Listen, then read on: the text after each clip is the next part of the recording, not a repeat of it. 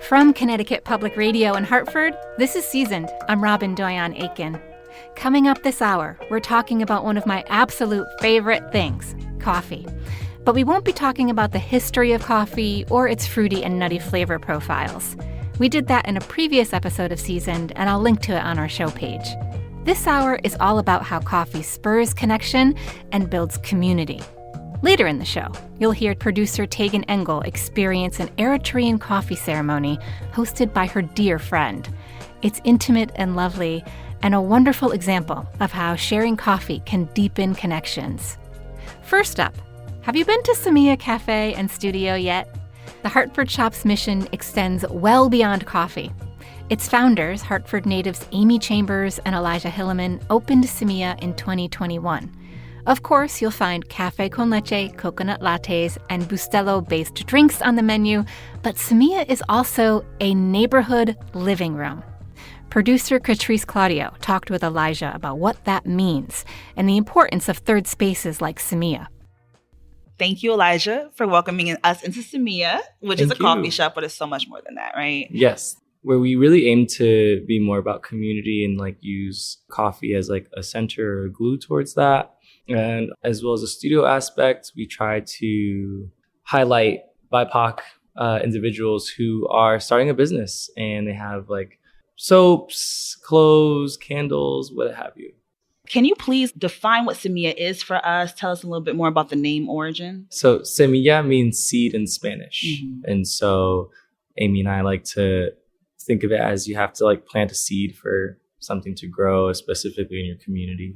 We're growing a third space. Yeah, that's what we're growing. When you visit the website, 2 phrases strike you immediately. Mm-hmm. It's just coffee is Black and coffee is indigenous. Yes. Can you talk about that and what it means to have coffee be Black and be indigenous? Yeah, predominantly, and the coffee that people love is grown in Black and brown places by Black and brown people. And then going further into that and thinking critically, land that was once indigenous to a specific group of people that is no longer. So it really is an acknowledgement of fact, Right. And so I seem like you reflect that a lot in how you provide services and products to the community that you serve as well. And so you have different types of coffee brewers that you work with, some that are locally in Hartford, some that are also internationally, acknowledging where their resources and origins come from. Exactly. How's been building that community been for you? And what has been pivotal about mitigating that erasure of Black and brown people when building those coffee brewing, coffee providing relationships? It's more just about intention, making sure that we are being intentional with every single thing that we're doing in the space and continuing to be authentic to ourselves and ourselves first, Amy and I's mission first. And then that will just emanate literally, and people will pick it up and they'll feel it. And that's quite evident because everybody has been acknowledging Samia as Hartford's neighborhood living room. That was a very intentional design that you guys made from the ground up. I can't commend you enough for the vibes that are being curated in this space to make us feel safe, celebrated, centered, and seen. What happens here in the living room? What kind of experiences do we get to share in this living room? One of my favorite things to see in the shop is I'll have a line of 7 people. And out of the 7, 3 of them are regulars and I know them and I have been able to build a serious relationship with them outside of just customers. We go out, hang out, grab dinner, grab some drinks, what have you. But then the regulars will start talking with the newcomers who are waiting in line. And then there's this exchange that's happening and people forget to order. We're building family and community. And they're like, oh yeah, totally. And it becomes less of a transaction and becomes more of a serious part of your day where you're I'm coming here to see, not only do my work, but also run into people that I may not know. And that goes back into the third space experience, a home away from home. And some of those folks tend to be local artists, musicians, entrepreneurs. And so how has been building community with that section? How are you creating opportunities? You have the Maroon series, which is dope. Yeah. Talk a little bit more about that. Yeah, outside of Maroon was just a really fun way to get musicians together at first and have just a jam session. And that really grew into what it's become. And I love that. And then now, like, Samia is being associated with music and sound, right? And I love that. Like, Amy and I love music. We sell records here as well. And it's been really cool to see the budding. It's always been here, but musicians and artists and creatives really start to take their craft seriously through the space. They're like, oh, I want to throw this event here. And then because they've met different people here that also, there's a similar alignment, they go on and create other things in other spaces. And then like, oh yeah, well, we met at Samia. And that's like such a beautiful thing to hear, you know, like to be a catalyst for that journey, right? Exactly. That makes so much sense. So you and your co-founder, Amy Chambers, used crowdfunding to get this place started, necessity being the mother of invention. Can you talk about the very early days of the cafe and what it meant to have the community pitch in to make Samia what it is? It's very important. Community buy-in is huge. You want people to believe in the why and not what it is that you're selling. There's not a lot of independent coffee shops in Hartford, and specifically Black-owned coffee shops. There are a lot of convenient spaces, like convenient brands to serve coffee quick and easy. And I truly believe that does a disservice to people. We're not able to see the labor that goes into what it is that you are consuming or buying at any point. We work with roasters that are intentional with working with small farmers and making sure they're being paid handsomely, right? Yeah. For me, the reason why I love coming to Samia specifically is because there is not only a way of making coffee accessible, but it also has a culturally relevant context. The taste of the coffee being served here is not the same that's being served at your local coffee shop that's on every corner, right? And so it's comforting for me to come and have your coconut latte, which is sweet and rich and deep and full of that coffee flavor without tasting like pure milk and sugar, right?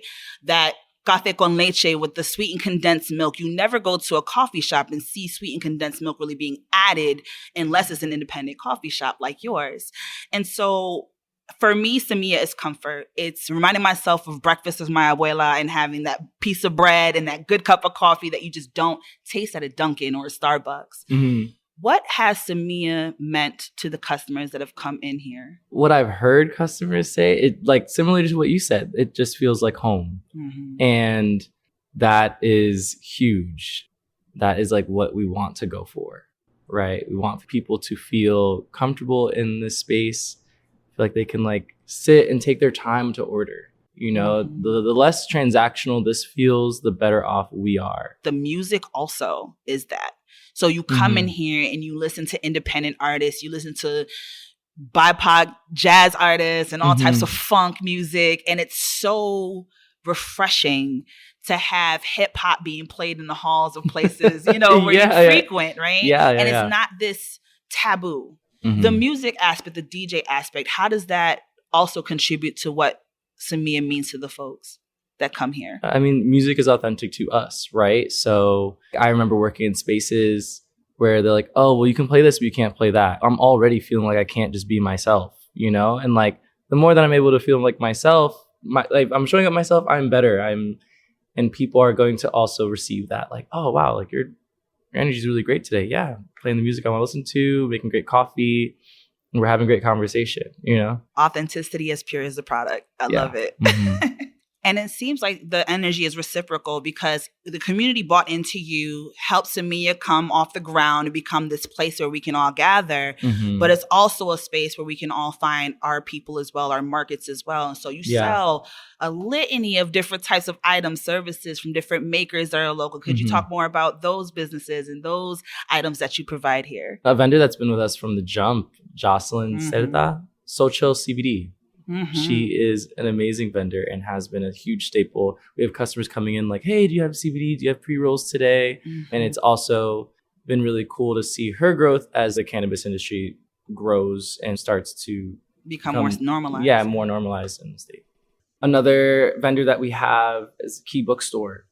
Bookstore. Shout out to Kamani Harris. Yeah, Kamani is killing it. I love the books that we're getting, and customers are coming in and they'll look through them and buy them. When we talk about spaces that are activating Hartford and like become a catalyst, I really feel like it's important specifically for books. Like outside of the Hartford Public Library, Hartford is lacking in independent bookstores. And I think what the studio aspect of the business really tries to do and aims to do is say, okay, like here are all these amazing people with these products, shine a light on them, and then hopefully like they can be like, okay, well, we're not on the shelves, we have our own storefront now. That group economics builds yeah. on other people's ability to grow themselves and to build their own legacies, as even your family had done at one point. So I know you're holding up a legacy coming from a family that had a coffee shop of their own, La Paloma Sabanera. Am I correct? Yes, La Paloma Sabanera. So, Sabanera. Yeah. Okay.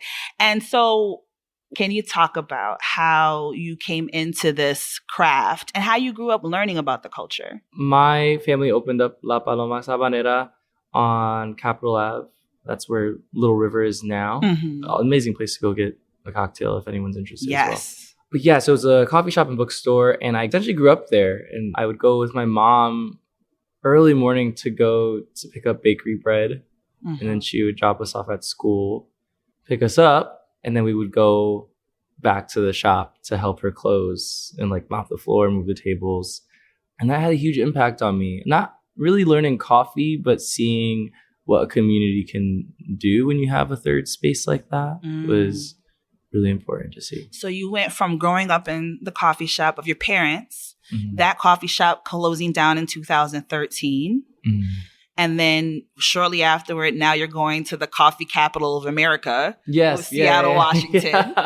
And you learn about coffee there, and you learn about service. And tell me more about that journey. Yeah, so I dropped out of college and did like a bunch of other community organizing jobs, but I needed to find like what I really wanted to do. I wanted to build community in a different way than just through nonprofit organizing. Just to like say to my mom, I'm just going to do coffee. I'm going to learn coffee. And so I ended up going to Seattle and being able to work at different types of coffee shops. I worked at a catering spot when I first moved there, to then working at Espresso Vivace, which is known for really bringing espresso to America. And like David Schomer is well known in the industry. So I learned from him specifically, and that was really important to my growth. I worked at an independent Black-owned coffee shop called Togo, which is in a predominantly Black neighborhood in Seattle, the CD. And that was really important to see like another way of how coffee is done. So you came from Washington, came back to Connecticut with all this background information, service information. You have activism in your psyche, and you make food this universal platform, this universal pathway to creating change. Yeah. Anybody that has an interest or a passion can find some place to connect here, because you hold that space for just such a diverse group of interests and passions, let alone demographics. Yeah. And so all that to say, I truly hope that after this, people really come out to Hartford, see the beauty that Samia provides, that Samia represents in Hartford, and come for a damn good cup of coffee. Like, we talked a lot about you, but we haven't talked about the coconut latte that sets my life on fire. And it's the such a good drink. Amazing aki patties that I used to get, the thyme and honey walnut toast. The food here is great, but the people who are running it are even greater. So if you ever have a chance, come out to Hartford on Main Street. Come to Samia and come say hi to Elijah, because they are going to make sure you feel like you've been here 1,000 times before. Thank you. That was producer Catrice Claudio talking with the co-founder of Samia Cafe and Studio, Elijah Hilleman. Catrice and Elijah mentioned the Maroon series. It's a monthly jam session at the space.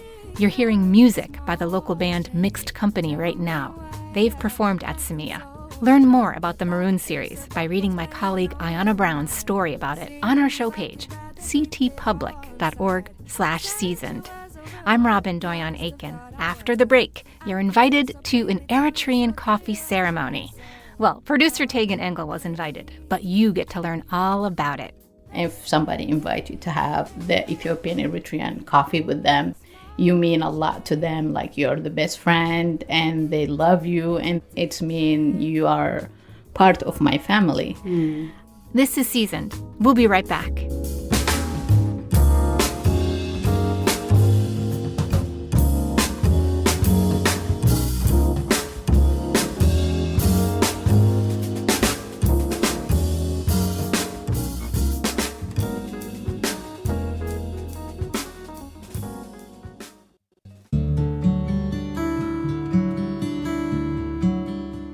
Welcome back to Seasoned, everyone. I'm Robyn Doyon-Aitken. We're going from a neighborhood living room to a literal living room for our next story. Producer Tagan Engel visited the home of a dear friend to experience an Ethiopian and Eritrean coffee ceremony. Each element of the ceremony brings people together through a shared sensory experience. The sound of green coffee beans popping as they roast, the taste of customary snacks like popcorn, nuts, and fruit, and the smell of burning incense and the warm spiced coffee itself, perfuming the air. Tagan is your guide through all this, and she takes it from here.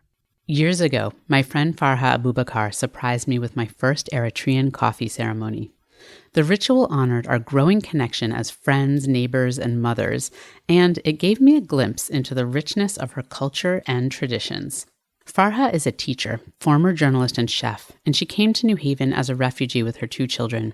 It was challenging to build a new life here, but food and friends provided some much-needed beauty and connection. The traditional Eritrean coffee ceremony was a special experience, and I wanted more people to learn about it. I wasn't sure if Farha would want to share this intimate ritual more publicly, but lucky for us, she invited me to join her in her home. Could you share a little bit about the meaning of this Ethiopian and Eritrean coffee ceremony?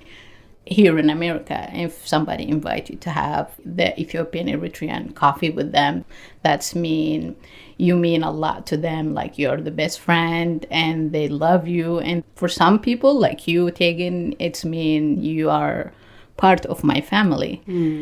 Thank you. That tells me even more. You first invited me a few years ago to do this. You surprised me when I was visiting you, and I was so honored. But to hear that it really means I'm part of your family, which is how I feel. It Yes, you are, yes. Makes my heart explode a little bit. So we are in your kitchen, and you have a number of interesting things here. Is it traditional for the person who is part of the ceremony, like I am, to be part of preparing the coffee with you?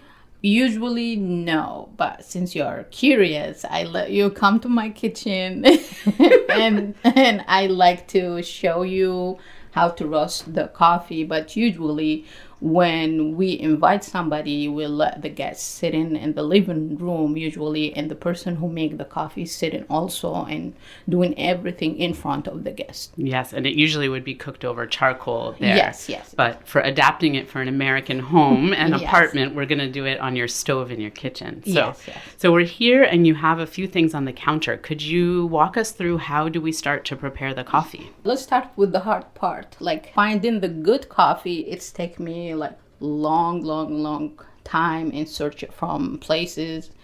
Usually my family, they would send it from Eritrea or Ethiopia, but it's start to be expensive.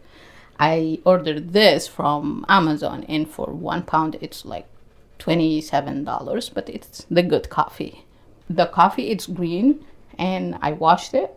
And after that, we're gonna roast it together, and I will let you smell it. Beautiful. I love that we get to start with smelling. And when this was the first time I ever saw someone roast coffee in their home before. So I'm excited to see it again. My mom and my grandmother, they use their hand to measure the coffee, but I'm not that person. So I use one of the special cup that we're going to serve the coffee in it. So it's a little teacup. Yeah, the teacup.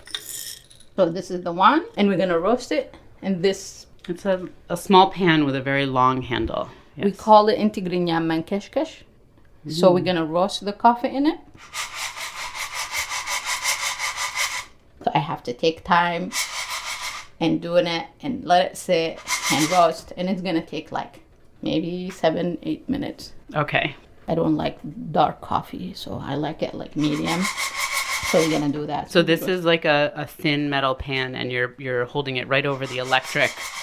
Yeah, usually it's element. in charcoal bar. Right. And so traditionally on charcoal, and you're shaking it, you're sort of touching it and lifting it up so that it doesn't burn, right? To get more and you even do it roasting. like 1, 2, 3, 4, and put it back. So now it starts to. So you're gonna hear it pop.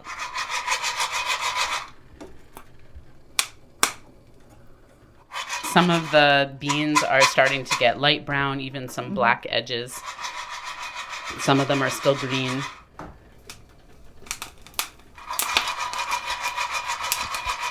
Oh yeah, it does get very smoky, huh? What do you do after you roast the coffee?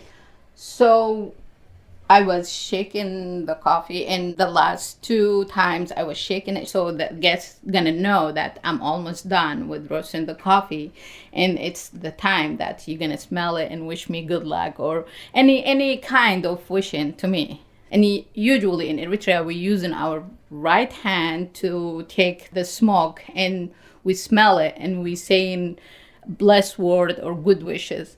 Why do you use your right hand for the blessing? It's the hand that we shake people with it. You know, even here, like when you say hi or bye, you're using your right hand. So I'm gonna put it here. And I'm gonna start with the person who's in my right side. And I'm gonna take it, and you're gonna smell it. And so I'm using my right hand to smell it. And I wish you so many blessings, my friend, for good fortune and prosperity and good health, and so many blessings for your family. Thank you, thank you. And I'm gonna put it in front of you until it starts to be cold. And after that, I'm gonna take it and ground it. Before that, I'm gonna ask you if you like the coffee with ginger. Usually in Eritrea, in my culture, we don't ask the guests if they like it with ginger, because everybody like it with ginger because the weather, it's a little bit cold. But sometimes, like if it's fancy, I say, I have cardamom. Do you want me to add some cardamom on the coffee or not? Yes, please. Ginger and cardamom? Sounds wonderful. Okay. Are there other spices that people sometimes use in the coffee? Yes, they put cloves. Cloves, yeah. Yeah, and sometimes people, they just drink the coffee without anything. So now we have to wait for it to cool down, right? And then what do we do? We're gonna ground it. Okay. Usually we use this, but it's gonna take forever. A wood mortar and pestle, yeah. The coffee ceremony, it's take between 1 to 5 hours. Usually people, they do it in like wedding, holiday, Sunday. So people, when they finish their work and having lunch, they do that ceremony. It's really beautiful. Yeah. I like Beautiful cardamom. green cardamom. Yeah. Wow, that looks very fresh. Where did you get this very fresh cardamom? Is this a secret source? No, it's from the Indian. From the Indian market? Mine doesn't look that good, and it's also from the Indian market. You have about 3 cardamom pods, and you had maybe about a 1/4 cup to 1/3 of a cup of coffee beans that are roasted. I like to make it light. I don't like the strong flavor. I'm one of these people. I want to taste everything. You can tell one of the things we connected on is that we both were chefs. So that's part of how we built our friendship, is constantly eating and talking about food and cooking. And So to make it perfect, I like to put everything in the blender. so we put a little ground ginger, some powdered ginger. Do you sometimes use fresh ginger also? Yes, I do that. So I'm gonna use this machine.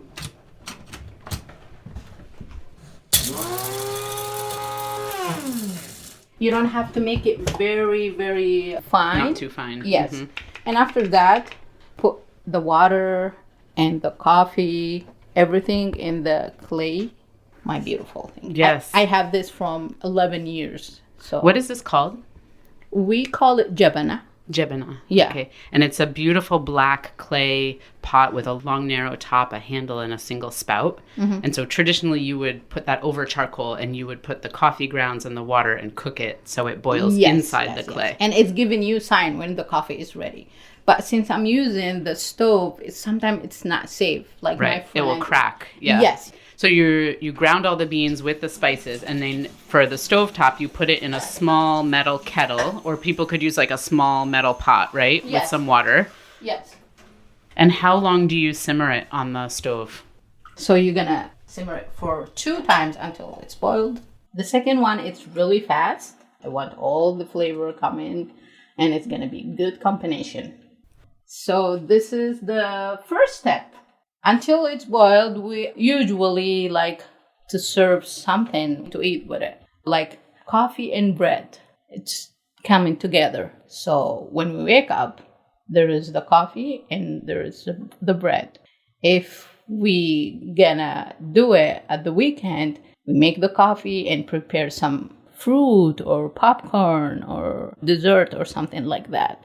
If I invite somebody, I have also to prepare some stuff showing the hospitality, especially the popcorn. Popcorn is white and coffee is black, so it's good combination that I'm welcoming this person. I want you to enjoy the coffee. And also I ask Tagan to bring some green for blessing. So like having flower, and usually in Eritrea and Ethiopia, we have like the grass or anything. So you go outside and you get some of the grass and put it around the place. You can see how much you are important to the person who inviting you for the coffee. It's not like when it's serving you cake or fancy food. No, it's how they prepare the coffee with love, what kind of conversation, how they welcome you. It's not about how many food or how many dishes fancy. It's not like that. There is like poor people, they don't have anything. They just welcome you with the coffee and just flour in the floor. Mm-hmm. So you can feel that. Yes.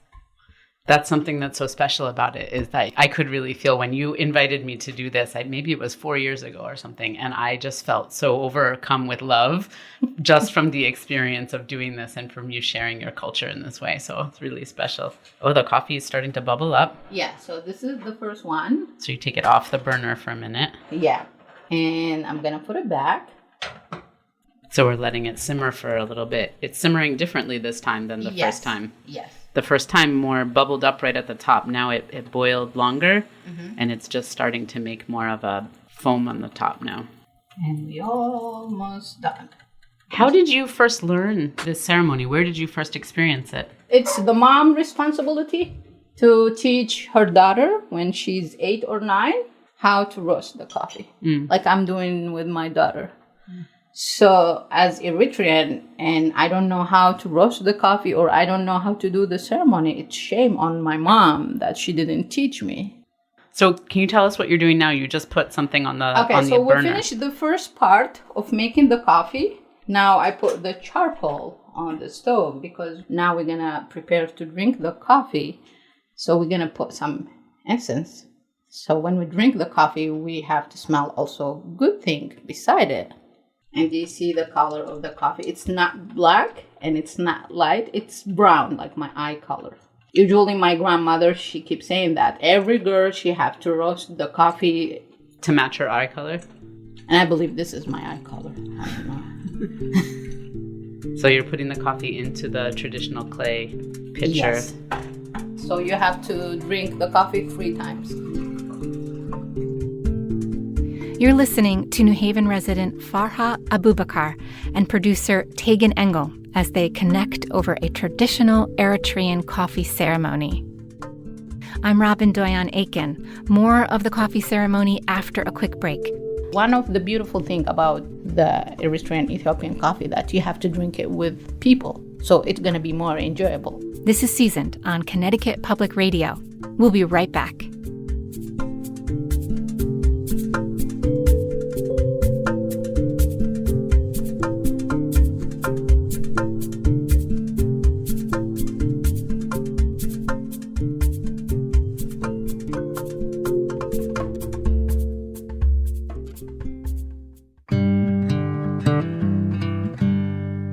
Welcome back to Seasoned, everyone. I'm Robyn Doyon-Aitken.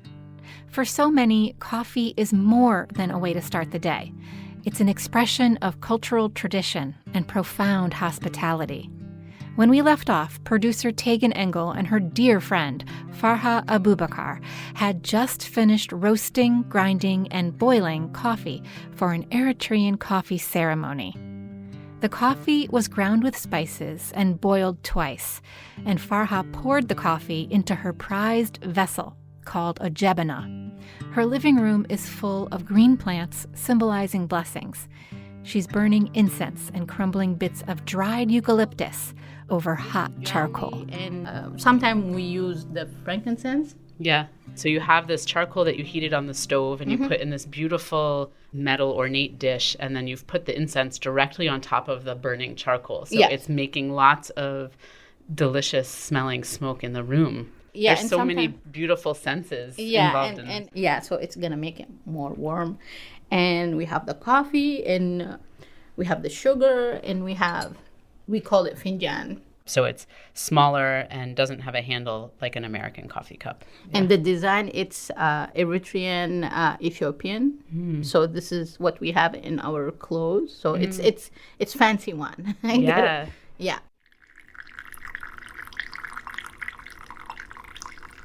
I have to do it up like this.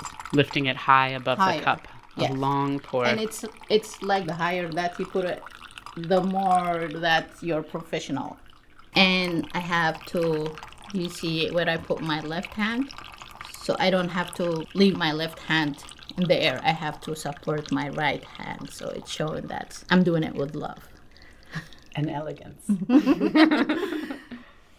So I asked the guests how many sugar they like in their coffee. I will take just a little bit. And after that, we're gonna sit. And also we have some fruit, and I put some candy. And my beautiful friend, she brings some nuts and dry fruit. Next thing that I'm gonna give you your finjan. So you're not allowed to jump and take your finjan. It's rude. And it's showing that there is protocol. So I'm gonna give Tagan your finjan. Thank you. You're welcome. And when you drink your coffee, I'm gonna look at you usually, and I'm gonna wait your comment if you like the coffee or not. We don't do it anymore, but before, if you don't give the comment, I'm gonna dump the coffee and I'm gonna make another one. So the first one, when you taste it, you have to say the word in Tigrinya. It's mean delicious. The word, it's ta'am. Ta'am. Ta'am. Beautiful. All right, so shall we try? Okay. Ta'am. Oh my goodness, Be honest. It's really delicious. Be honest with me. If you don't like it, I can roast more. No, it's so delicious. I like what you said, that it's not too strong. Like, none of the flavors overpower. So I can taste the coffee, the ginger, and the cardamom, and it's like the coffee has a fruity flavor to it. It's really delicious. I want to enjoy it because with this finjan, I'm going to drink 3 shots, not 1. So can you imagine, like, roast it and make it dark? It's going to be really strong to me. So yeah. We should explain, like, the coffee is like a dark black color, and it does have a very rich taste. I think a lot of people might describe it as strong, but I think you're saying it's not overpowering. Like, it's not so strong that you couldn't drink 3 cups of it. But it is, like, very rich tasting. And you said it's traditional to drink 3 cups. Can you tell us a little what is the meaning of that? Okay, so the first one, it's like you enjoy it. The second one, you like it. The third one, you're satisfied and you will try it one more time. Sometimes people, they drink until 5th time, but you have to drink it. You can drink just the first one, or you have to continue until the 3rd one, or you can drink until the 5th one. Okay, you can't stop at 2. No. Okay. Not 2, because not it would 4. be insulting. Yeah. Because I think you had told me it's really a friendship ceremony, right? Or family ceremony about, it seems like you're doing all of this love in the way that you prepare it, and the smells and the sounds and the ritual of it. And so my part in the friendship ceremony is to receive it and tell you that it's delicious, and to stay and participate through each of the cycles, to really be like my side of the relationship, that I'm here and receiving your love. Yeah. It's kind of showing me that you enjoy the time with me when you drink until the 3rd or the 5th. Shall we do another cup? Yes. Does anybody ever drink it with no sugar, or is that not traditional? Yeah, but why you don't put a little bit and don't enjoy it? So this is the second finjan.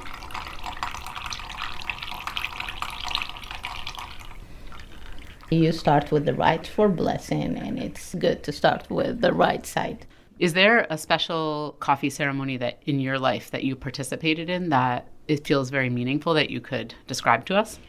My mom, she teach me how to make the coffee when I was 9, but the really one, I was at the military service. I was at the war, and I get the news that I'm going to return back to my family.